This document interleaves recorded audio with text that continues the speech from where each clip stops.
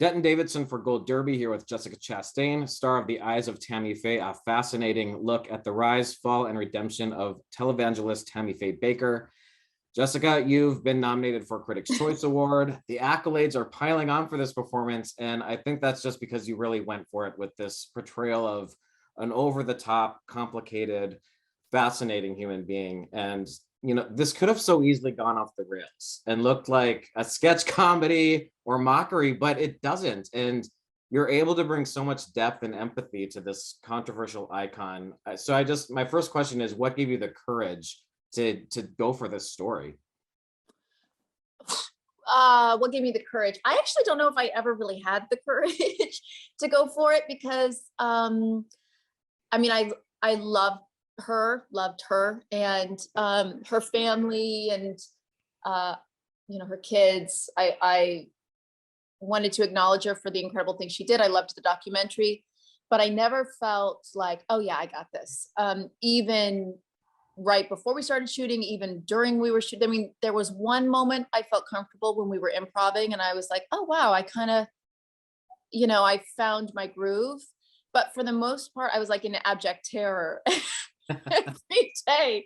It was, it's unlike anything I've ever done. And I just really felt, in some sense, it's like, it's easier doing like full nudity because, you know, there was something so exposing about this in terms of, you know, the voice and the silliness and the camp, but also the pathos. It's like all of it I just felt really exposed. And the singing, yeah. Yeah. What did you see in Tammy Faye Bakker that made you so dedicated to tell her story? Because you not only star in it, you produce it. So how long has this been in the works and what made you want to bring this to the screen? I was on the press tour for Zero Dark 30 and I was jet lagged in a hotel room somewhere and the documentary came on and I was like, why hasn't anyone made this movie? This is such a great story. And I remember being a kid when she was on the cover of tabloids and just kind of knowing her as being like this ridiculous figure and people making fun of her for her makeup and her voice. And she loved camp and she kind of really played into it. And so she was made fun of for that, I think. And then the documentary showed the incredible things she did, especially, you know, the Steve Peters interview in 1985 at a time where I remember being a kid during the AIDS epidemic. And, you know, there was so much homophobia in the United States and so much judgment and fear. So to have her do that was just a radical act of love, especially when politicians in the United States wouldn't even talk about AIDS, wouldn't even talk about the fact that people were dying. And so I just wanted to tell the story. I wanted to celebrate her for that. So then what is that prep work like for you? Because it's different to play a public figure that there's so much footage of. So as an actor, how do you balance creative freedom with accuracy? Well, honestly, the reality is I wanted to tell the story just the 90s. For me, that was the story. I wanted to just explore her after the fall. That was my initial impulse, I guess. But working with a team of people and collaborators, it just shifts, you know, in the story that you're telling. Also, once Andrew Garfield came on, it was clear, like, okay, we got to like show him because he's a great actor and his Jim Bakker's amazing. So we need more. We actually created more scenes between Jim and Tammy when Andrew came on because it was an exciting prospect, you know, having that collaboration. So I think the 7 years of getting it from when the rights were bought to getting to set, it was in constant development. And as a producer, that's exciting because you're going through different phases. I mean, there was a time when I thought, oh, we're going to look at the scandal. But then the more research I did, Jessica Hahn was like, in articles, like, leave me alone. I don't want to be known for this. I don't want to talk about this. So I was like, well, wait a minute. I don't want to create more trauma. I don't want to, especially someone who's been victimized in some sense. I don't want to profit off of further victimization. So how can we tell the story responsibly also and focus on what's important? And I really loved Tammy's idea that everyone is deserving of love. And I felt like that was something that needed to be addressed I guess in any time you're in. Yeah. And what were some of her tics that you noticed? Because you got the shoulder shrug and the giggle. I mean, what are some of the things about her that you wanted to make sure you brought into this character? It kind of just happened by osmosis. I mean, the voice to me was the big thing. I'm talking a little higher now because I'm nervous having an interview, but my normal speaking voice is like, it's a much lower voice and a lower register. She is so high in speaking. Like the pitch of her voice, it was kind of developing that because I knew her voice was a big key in for me. I watched hundreds of hours of unused footage that the documentary filmmakers gave me. So it really was just studying everything about her. It was reading about her. I kind of felt like I could have told, when we were shooting, I could have told you what she did from each day. I knew what perfume she wore from this year to this year, and then this year to this year, and I wore that. I knew what her favorite songs to listen to were when she wasn't singing like Jesus, disco Jesus. I knew so much about her, and then also filling in the blanks and talking to the kids and talking to security that worked with her and people that knew her. I just felt like at one point, it kind of just became this overlap where, unbeknownst to me, I was making the gestures she was making. And even when we stopped filming, and even to this day now, every once in a while I'll be like, oh yeah. And I'm like, that was Tammy. It's like, she's just, I think because I studied her for so long and I was so enmeshed in who she was, I don't know that I'll ever really say goodbye to her. And the hair and makeup are so critical. I had the opportunity to speak with Linda Dowds and Stephanie Ingram, who are the heads of hair and makeup, and they gave me some insight on the process. But what was it like for you to go through a physical transformation, and what does that change for you as an actor? It helps me. Okay. It's complicated because, if you look at a lot of the characters I play, I love any kind of physical transformation. And I find that sometimes with actresses, it's not as welcomed necessarily as with actors, because so much with actresses, it's like the currency is the way we look in some sense, right? And so to change that, especially drastically, can be a shocking thing. There's so many times I've come onto a set and a studio has been like, can we just keep your hair red? Or, there's been a lot of conversations about the fear of me looking different than the audience is used to seeing me. But I've worked with Linda and Stephanie for over a decade.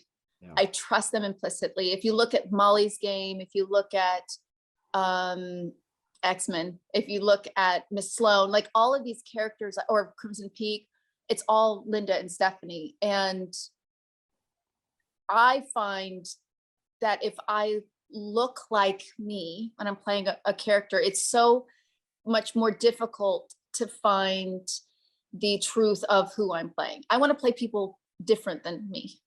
And so to have Linda and Stephanie and Justin help me so much with Tammy, I just don't know how it would be possible otherwise. I sat with Searchlight, and after the first test, which honestly was not a great day.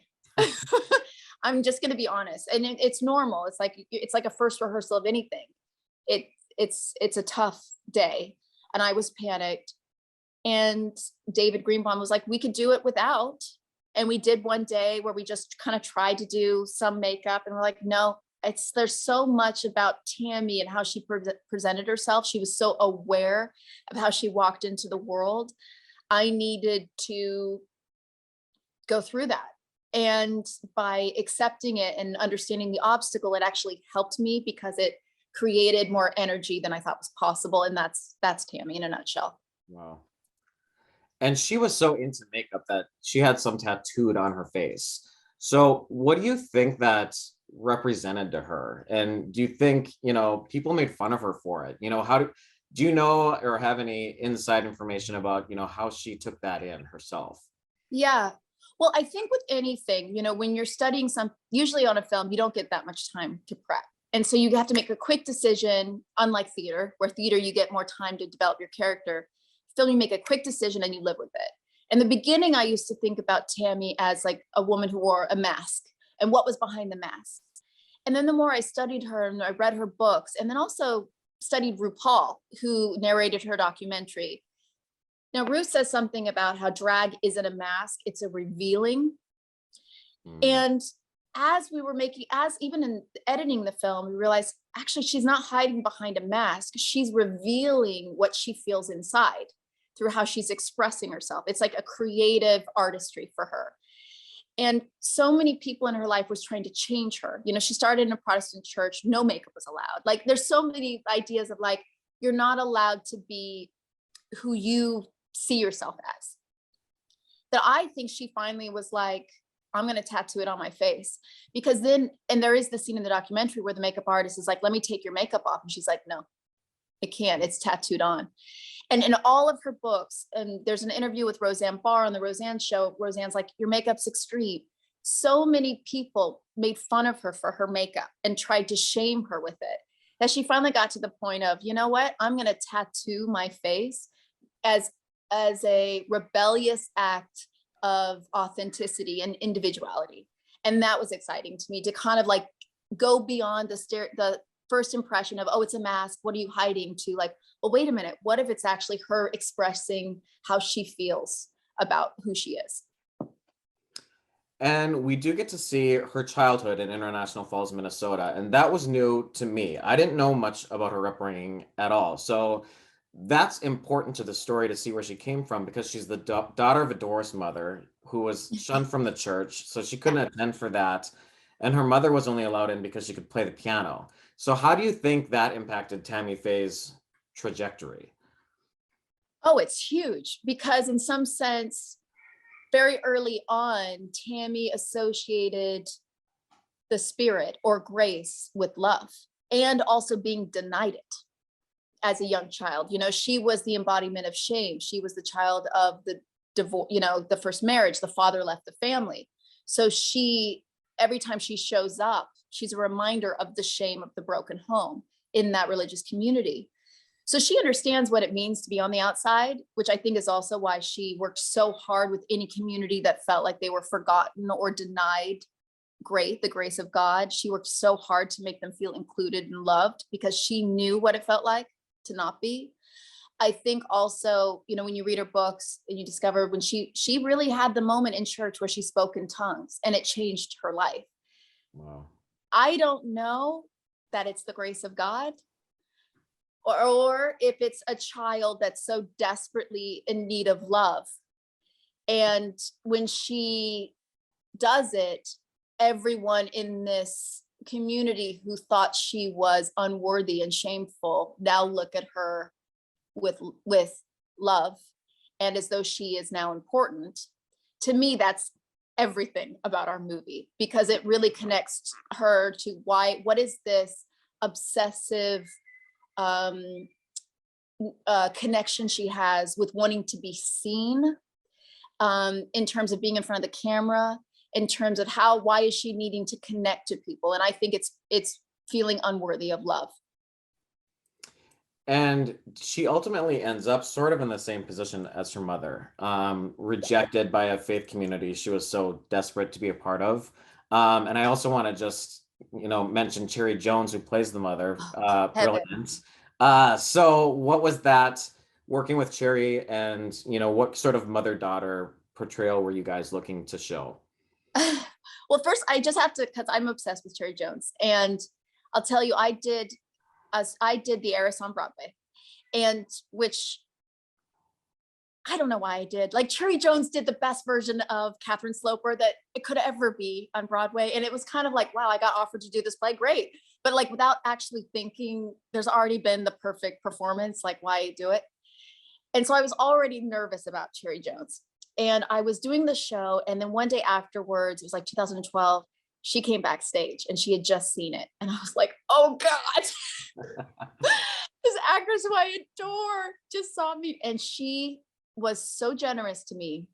And she had all these books that she handed me. And she said, and she talked about acting as a sisterhood, and about how when she had played Catherine Sloper, Julie Harris gave her those books because Julie Harris had played Catherine.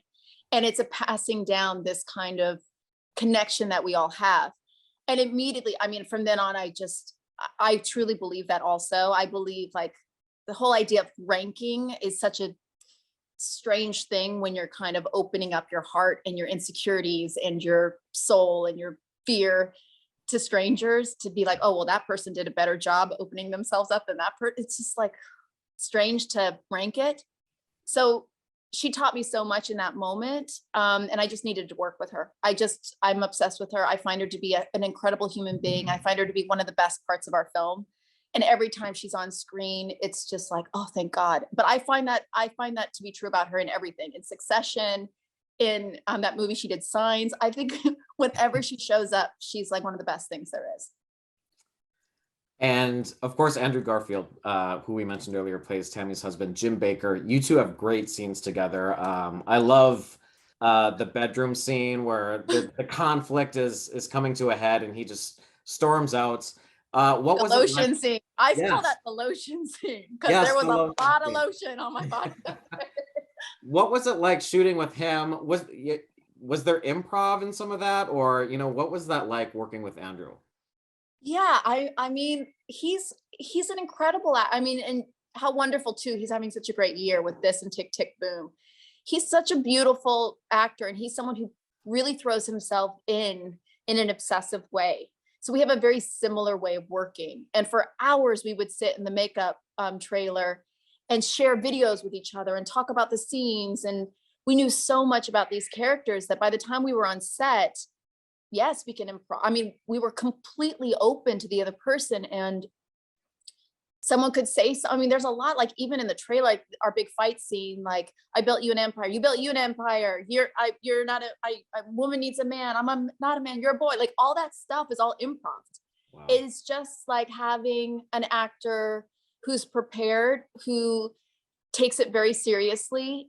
Isn't like making a joke out of something, that you're free to just it sounds so cheesy. I'm listening to myself. It sounds so cheesy, but you feel like you can let go of your mind and just kind of like float with someone like that, and that's Andrew. So I'm glad we had all those scenes that we created for him, because it was probably the most rewarding part of making the film to me was having that partner in him.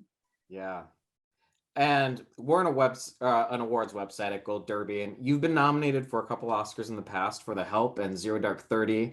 I'm curious, what are your memories of like being thrust into that spotlight and getting an Oscar nomination? Do you have, a weird or funny memory of that first big awards show that you attended?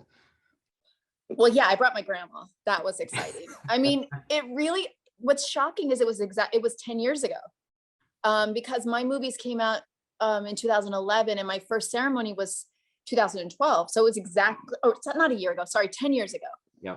And I mean, a lot's happened in 10 years. I mean, I've really been very lucky, because when I started in the industry, it was a time where women really had a shelf life. And I was entering the industry at the shelf life time. It was like, hey, welcome to this new actress. By the way, she's in her 30s. It was really a scary time to enter the industry. And I feel so fortunate and grateful to have had the career I've had in the last decade. And I'll tell you, it was pretty intense, because it was like being shot out of a canyon from the very beginning. With The Help, with all of those movies, Tree of Life, winning the Palme d'Or in Cannes, and the co-stars I was getting to work with, having Gary Oldman walk up to me at the red carpet at the Palm Springs Film Festival and like talking about my work. It was just, my life could not have been more different from one year to the next. And so I'm incredibly, incredibly grateful. Well, your performance as Tammy Faye is getting you well-deserved buzz once again. It's such a bold performance. I will encourage our viewers to head over to goldderby.com, make your awards predictions, beat all those experts, and prove you're smarter than they are. And also check out more great interviews with top contenders. Jessica Chastain, thank you for taking time to chat with Gold Derby today about your work on The Eyes of Tammy Faye, and good luck with everything going forward. Okay, thank you very, very much.